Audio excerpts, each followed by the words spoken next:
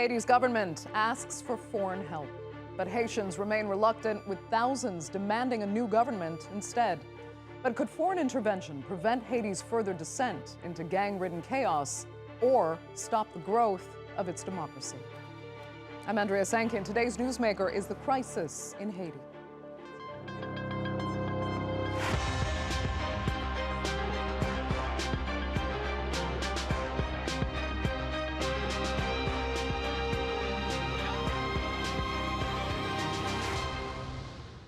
Now, 15 months ago, Haiti's president, Jovenel Moïse, was assassinated. It sent a nation already in crisis into even further chaos. Moïse's appointed successor, Ariel Henry, has been in power ever since and is now calling on the international community to intervene. Now, he wants a specialized armed force to come in and quell the unrest, mostly fueled by increasingly powerful gangs. But for many Haitians, foreign help may do more harm than good. No to the Canadians, no to the Americans. You are monsters. You don't have solutions. You are chaos. You are behind the gangsterization of crime. You are giving arms to our brothers and those who are in underprivileged neighborhoods. Freedom. We are not the states of the United States. We are not provinces of the United States. We are a country. We are a republic. They cannot give us orders. This time, we do not need them. If Ariel Henry does not resign and the bank officials don't change their minds, we will make a revolution in the country. This request is an unconstitutional act. This is an act against the state. It is an action against the Haitian people's demands, who wants a free country where everyone can eat, have healthcare, and live like human beings. Whether it's foreign intervention or a change in government, something drastic needs to happen. But the people of Haiti don't appear to be on the same page as their leaders. Powerful gangs have taken control of the country's main port and are blocking vital fuel supplies. The UN has imposed heavy sanctions on one of the country's most powerful gang leaders, but it's not enough to curb the unfolding crisis. At least 30% of the population needs some kind of emergency relief, including more than 2 million children. Almost half the country is facing acute food insecurity. Fuel and medicine are in short supply, and nearly 3/4 of the country's major hospitals have no electricity. Plus, with gangs gaining power by the day, hundreds are being killed and more than 25,000 Haitians have been displaced. Now, the international community admits Haiti urgently needs help, but they can't quite agree on what should be done. Still, Canada's Foreign Minister, Mélanie Joly, says her country will not stand by and do nothing while Haitians are in trouble. Canada and the international community are concerned about the violence in Haiti, in particular against women and girls. Canada will not remain idle while gangs and those who support them terrorize Haiti's citizens, and we will continue to support law-abiding Haitians to put an end to the crisis in their country. But so far, Canada has only sent a fact-finding mission to assess the situation, and it remains to be seen if any other nation will go further than that in spite of the government's calls. So, joining me now to discuss what Haiti needs is from Washington, Haiti's ambassador to the United States, Bocchit Edmond. Thank you so much for being with us. Let me first start by getting your assessment of just how desperate the situation is right now, because some are describing it as a descent into anarchy, even. I mean, is Haiti at the depths of despair, so to speak? I wouldn't say no, but when in a country, 4 million kids cannot go back to school. Grandma and grandpa, they cannot go to the hospital if they need care because all roads are blocked.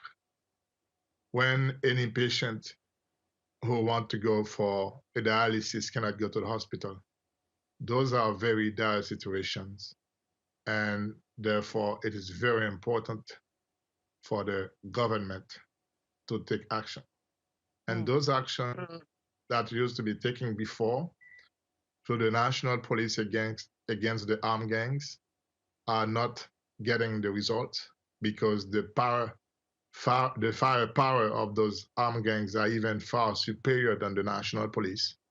Therefore, it is very important, since we are living in a global village, to request international assistance Okay. so we can face and quell the gangs. Right. Just quickly, though, for those who argue that Haiti now qualifies as a failed state, what do you say to that? I wouldn't say Haiti is qualified for a failed state. I would say rather that Haiti is the country that is facing some difficulties through its institutions. But I will say that we are not a failed state. We are a state that having some, incapacity of helping all institutions to function very well. Okay. But that doesn't mean that we are failed. We are not. But this is a difficult moment, as any other nation went through those difficult moments. Some nations went to civil war. They went to all those Great Depression, everything, but they came out. But I believe that's a moment of Haiti to come out, because once all Haitians, all political stakeholders, all members of the civil society, when they realize that there is a need and the urgency is now to come together so we can work things out and make sure, with the help of our international partners, we come Right. back on our feet. And of course, the United States has proposed then, to those ends, a multilateral rapid reaction force led by what they've called a partner country with deep and necessary experience. But in other words, one that is not led by the United States. So how much would you welcome specifically that kind of force, where the U.S., and specifically the U.S., is not in the lead? But listen, the U.S. may not be in the lead, like to be part of any striking force that could have come to help the national police.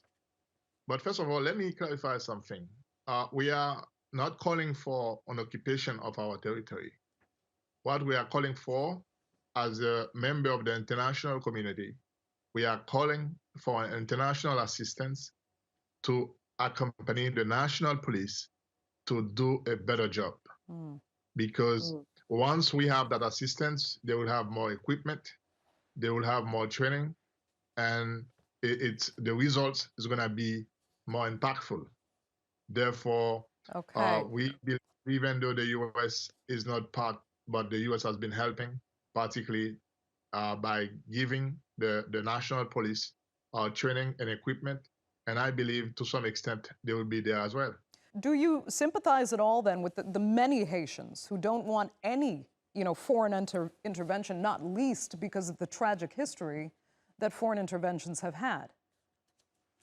I agree with them, and I respect their opinion. I understand that, but as you know, there's a social dynamic. In any society, you'll never find everyone agree on one point. There will be always some dissension. There will be always some disagreement. We respect that. But I would say that to them. We only have one force, the national police. They've tried very hard. There is no result so far. And taking over the gangs. As a matter of fact, many police officers have been killed. Now, when you have a situation where 4 million kids cannot go back to school, when all those people who need care cannot get access to the hospital. Right. I know the conditions are so dire, and I know there is desperate need for help, but let's look at it from both sides. The truth is, many Haitians see this as what would be an effort to prop up a leader that they did not elect, and that some even defined as just a step away from being a dictator, all out. And then on the other side, the countries that you're asking for help fear very much that they'd be stepping into a quagmire because the people on the ground don't want them, and they would be seen as those propping up, some. Go ahead. Let us be logical here. No one would come, even though Prime Minister Henry would have left today, the one who will come after him won't have any legitimacy either. I mean, no one now. It is not a matter of thinking that any kind of international assistance will pop up the current prime minister. This is not the issue. The issue is, in this kind of environment, the main objective, which is to hold free, fair, and democratic elections, cannot be happening in this such environment. Therefore, there has to be someone leading and to take those decisions. And I believe we continue, and the Prime Minister is continuing and seeking a solution and a consensus, and with other political parties from the different parties of the opposition, so they can have a kind of national consensus and to move forward. Because now it is not the time to look for who's legitimate or not. No one would be legitimate. But they do want to look forward. They do want to know what's next. If this force comes in, again, as they feel would prop up someone that hasn't been elected and they believe just wants to hold on to power, what follows that? Fine, if you try to break the back of the gangs, break the backs of the gangs, who takes power then? Do you pave the way to elections? Of course, the Prime Minister will still be there, and I believe right now I can tell you that there is still negotiation going on with different sectors of the opposition parties, and I do believe, to what I was told, there will be soon an agreement, and once we have that international assistance that will help us to clear the roads and to take over the gangs and to restore law and order and to make sure security will establish, then we'll continue to work to pave the way to a consensus within the political parties, have an electoral council, and work for laying out all those necessary requirements to have free, fair, and democratic elections very soon. Ambassador Edmond. Prime Minister himself, he said that. He really wants to be out of job. And mission was to hold elections, and he's carrying out that. Ambassador Edmond, really, thank you so much for being with us on the Newsmakers. Greatly appreciated. Happy to be with you. Let's Bye-bye. broaden out the discussion now and introduce two new panelists. And from Boston, we have Brian Concannon. He's a human rights lawyer and the founder of the Institute for Justice and Democracy in Haiti. And from New York, we have Kim Ives. He is the editor at Haiti Liberte, a weekly newspaper. Thanks both so much for being with me. Brian, you just heard that conversation there. We know how many Haitians do not want this foreign intervention, especially given the history, but Haiti is desperate. So is there a way to get it right this time by bringing in foreign troops, maybe not Western troops, but just to quell some of the violence, break the control of the gangs, and lay the groundwork for new elections? There is a way to get it right and to lay the groundwork for fair elections, but that does not involve sending foreign troops into Haiti. Haitians know their situation better than anybody else, and as you can see from the footage you've been showing, they don't want foreign troops. They know that foreign troops will inevitably be coming to prop up the government that is now in power and has been dismantling Haiti's government for the last 11 years. Okay, so what's the alternative? The alternative is what Haitians have been shouting on the streets, in the media, wherever they can. It is to stop propping up the repressive government and allow a Haitian solution to emerge. Okay, but how do you get the gangs under control? First of all, you stop supporting the government that is fueling the gangs and supporting them. And second, you let Haitians do it. And we're always discussing this among non-Haitians, and the Haitians say, let us do it. Step one is you get the repressive government out. We have plans. We've been organizing. We've been meeting for months, for years on how this is going to come out. And I think we owe it to Haitians to allow them to implement their solution. So the civil society, you're saying, are the viable alternative. There is leadership in the waiting. There is a way to do this peacefully because it is so complex.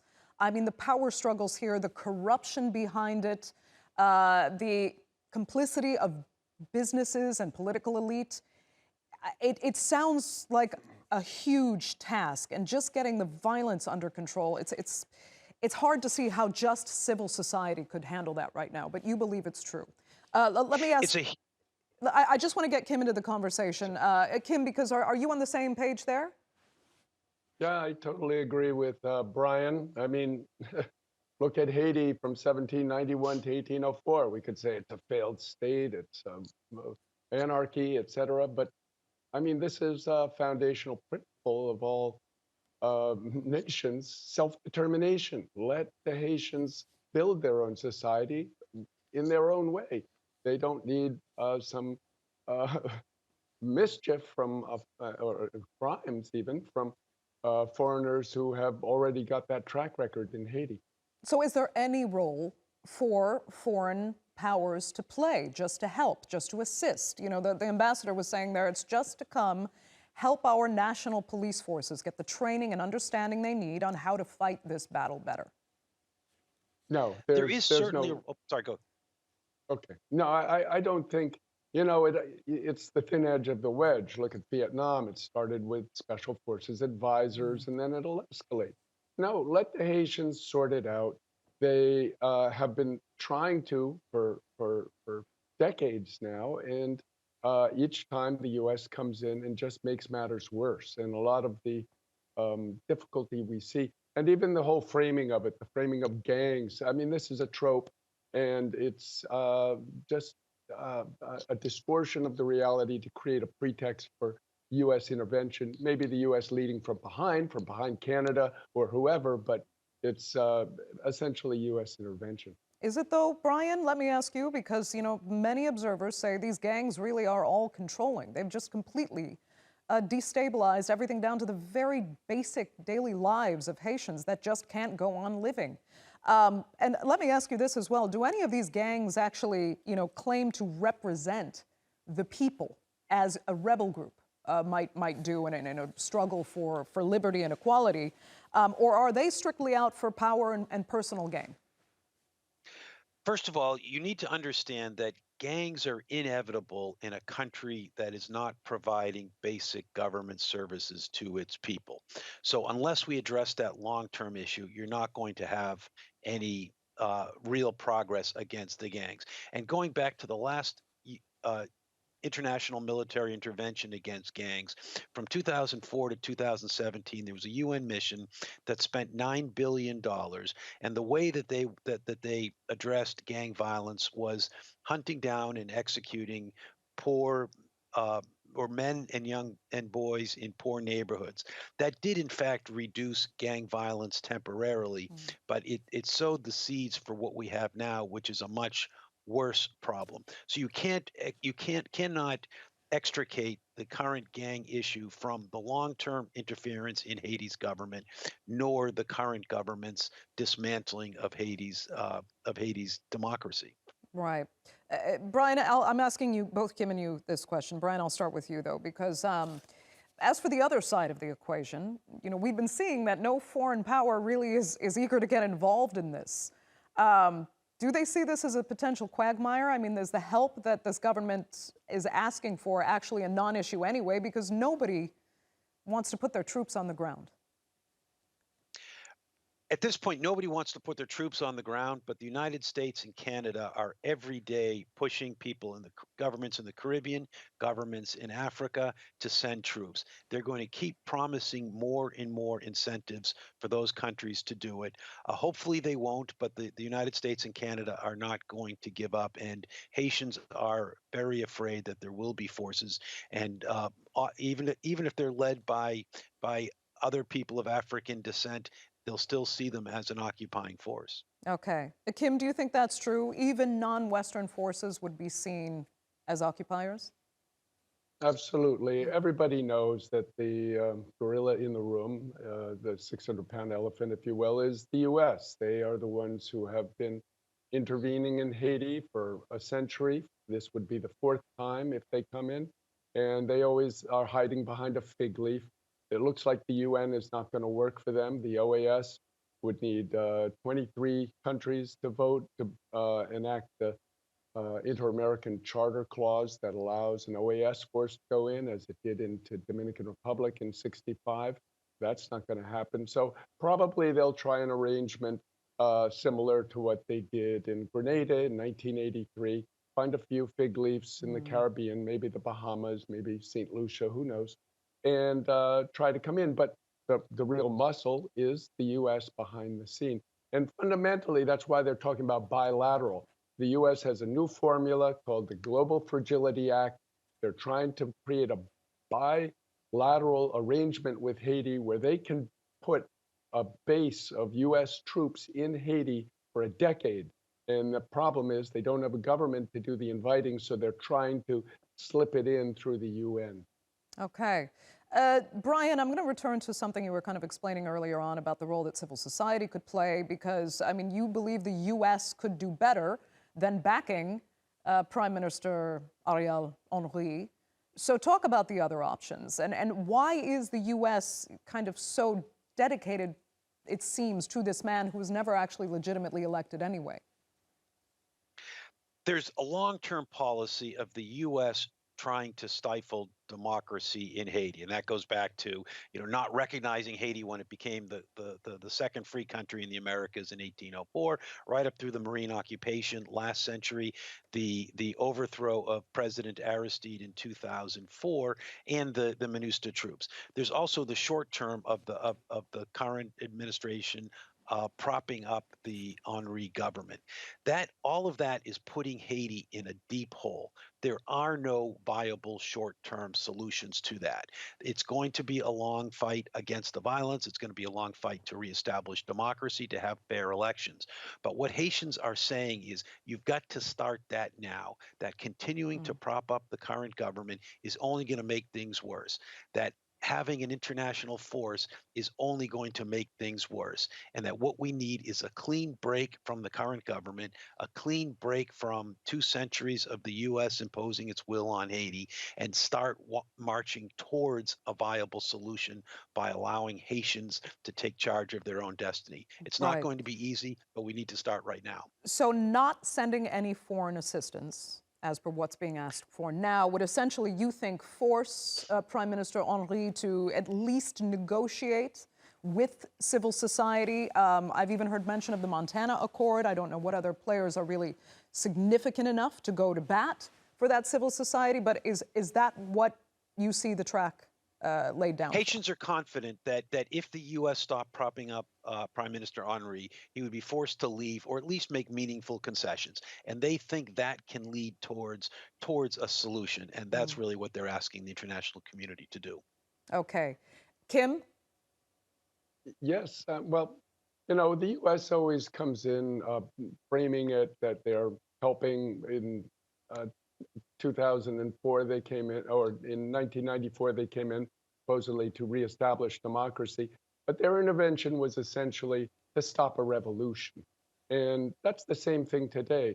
What is referred to as the gangs is, again, I say a trope, because yes, the U.S. has been debilitating the Haitian state since the rise of Aristide 30 years ago. And the result is there were criminal gangs that did emerge. But in response to them, there were anti-criminal armed groups that came to fight crime in their neighborhoods. And they're proposing a revolution. They are proposing a social revolution. And that is the big fear of the United States. They are coming in to get those people. Okay. Quickly, though, Kim, I mean, just as far as getting the gangs under control, the United Nations at least agreed on sanctioning one of the main gang leaders, Barbecue, they call him, Jimmy Cherizier. Is that at least helpful, trying to at least control, in some sense, the flow of weapons that he can get, his access to funds to continue with criminality? Does it help? Not at all. To me, this is a genuine, authentic, organic response. This is a revolutionary force, in our opinion. He has been demonized. He has been the target of a National Endowment for Democracy, a cutout of the CIA campaign for the past 3 or 4 years to make him into this monster. But he is simply demanding roads, schools, hospitals, clinics, sanitation, internet. And this is his message. This is what he's aiming for, and to stop. So quickly, I mean, we only have a minute left. Are we doing an absolute injustice to these gangs by seeing them in the media painted as criminal networks rather than what you're kind of describing as liberation heroes? Really? Brian, you agree there too? Our opinion. Well, My information from the people I talked to in Haiti, I would not agree with Kim to the extent that the gangs are seen as positive forces by most of the people that I'm working with. But in terms of any kind of sanctions, whether it's arms interdictions, whether it's financial sanctions, an important part is it needs to go up the ladder to the people who are directing this, and that includes government officials, it includes business leaders, and too often the punishment is reserved for often poor people living in poor neighborhoods and who are replaceable, and it doesn't go after the people who are really behind the repression. Okay. Well, unfortunately, we're going to have to end it there. We are completely out of time for this edition of the Newsmakers, but thank you both so much for your valuable contributions. Really interesting. And our viewers, of course, for joining us as well. Remember, you can follow us on Twitter, and do be sure to subscribe to our YouTube channel. I'm Andrea Sankey. We'll see you next time.